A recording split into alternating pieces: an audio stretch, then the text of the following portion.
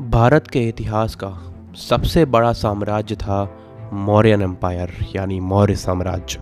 और ये करीब 50 लाख स्क्वायर किलोमीटर में फैला हुआ था। और इस साम्राज्य में आज के 6 देश शामिल थे।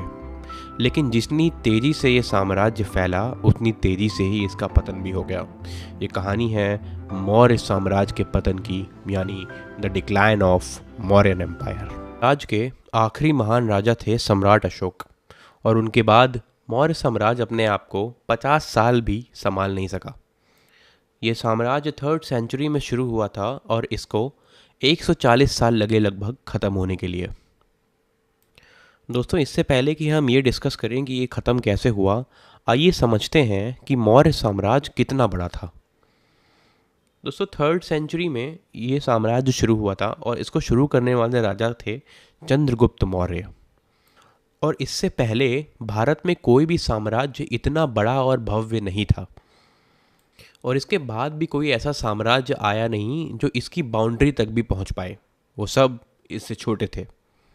यहाँ तक कि मुगल भी, जो करीब 300 सालों तक भारत पर राज करते रहे, वो भी इतना बड़ा एम्पायर और साम्राज्य बनाने में असमर्थ थे जितना चंद्रगुप्त मौर्य ने बनाया था।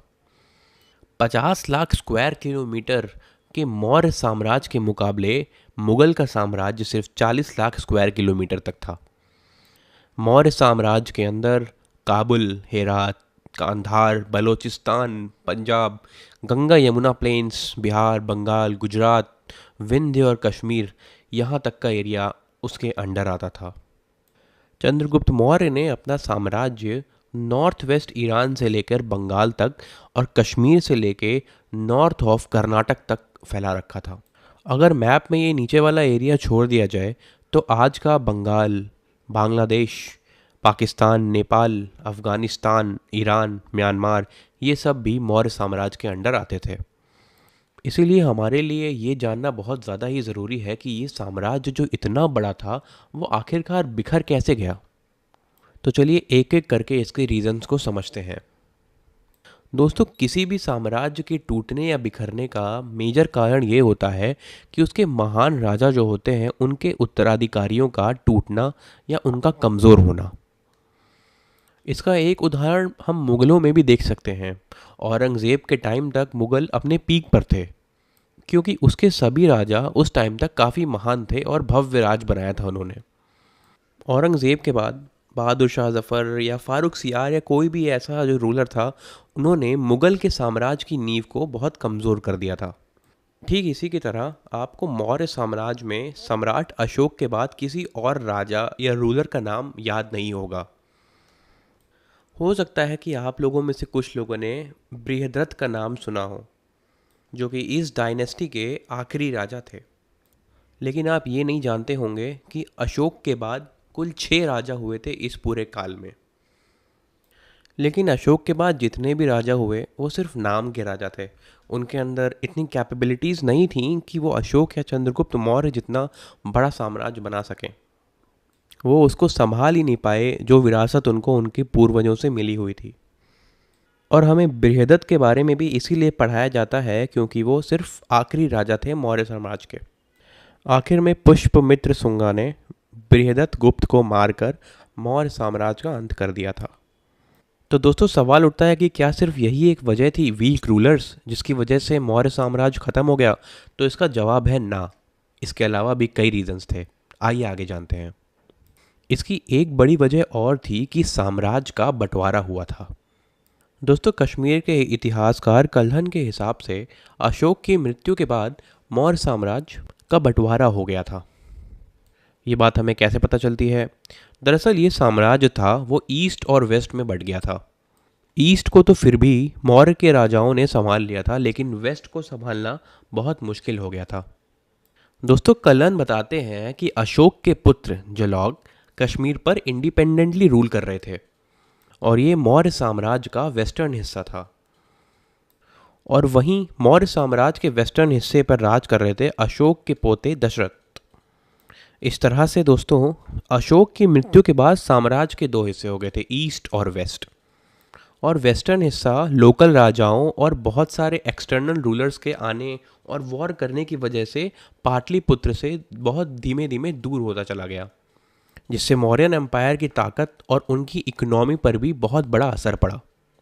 यही वजह है कि इस साम्राज्य के बंटवारे को भी एक बहुत बड़ा पॉइंट माना जाता है इसके डिक्लाइन में। इसके बाद एक और कारण आता है जिसकी वजह से मौर्य साम्राज्य भारत पर बहुत दिनों तक रूल नहीं कर पाया। इस पॉइंट को सुनने के बाद आप ये बोलोगे कि मे बी चंद्रगुप्त मौर्य या अशोक भी इस डिक्लाइन के लिए जिम्मेदार हैं। असल में इनकी गलती ये थी कि इन्होंने अपने साम्राज्य को बहुत ज़्यादा सेंट्रलाइज्ड बनाया था। देखिए, मौर्य काल में राजा के पास ही सारी ताकत हुआ करती थी। पाटलिपुत्र में भी उनके कहे बिना ईरान तक में कोई बड़ा फैसला नहीं लिया जाता था।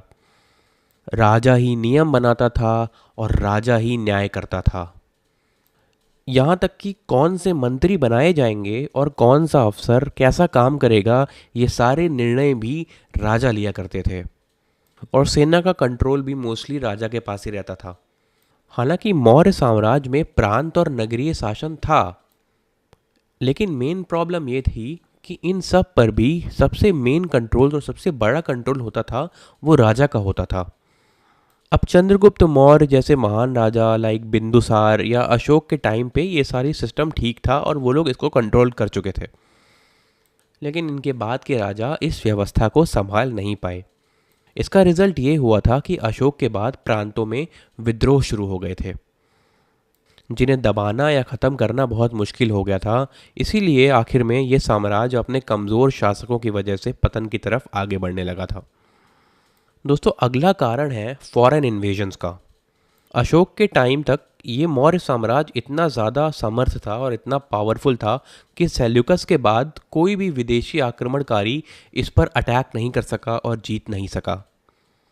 लेकिन अशोक की मौत के बाद इंडो गीक्स के हमले भारत पर शुरू हो गए थे।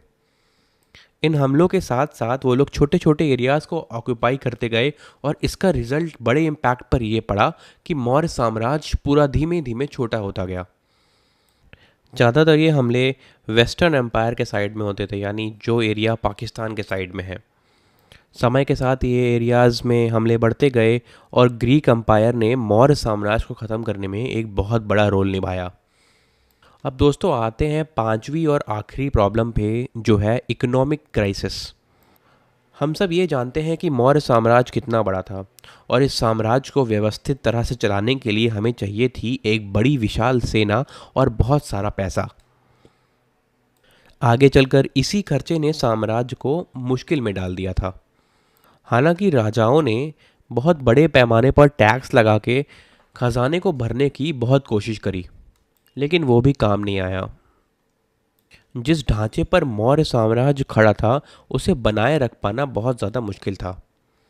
कुछ इतिहासकारों का ये भी मानना है कि ये जो इकोनॉमिक क्राइसिस और फाइनेंशियल सिचुएशन ख़राब हुई थी मौर्यन एम्पायर की, वो इस वजह से भी थी कि मौर्य सम्राट अशोक ने बहुत बड़े पैमाने पर बुद्धिस्ट को अपनी संपत्ति में दान में दे दिया था और उसी वक्त राज के पास इनकम के लिए दूसरे कोई बड़े सोर्सेस नहीं थे।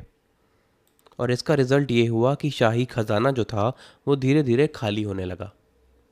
माना जाता है कि ये क्राइसिस इतना बढ़ गया था कि सोने की मूर्तियों को भी पिघलाना पड़ गया था। आखिर में चलते चलते ये क्राइसिस इतना बड़ा हो गया कि पूरा मौर्य साम्राज्य पैसों की कमी से जूझने लगा और इसी पैसे की कमी ने विद्रोह और असंतोष की भावना को जनता में जगा दिया।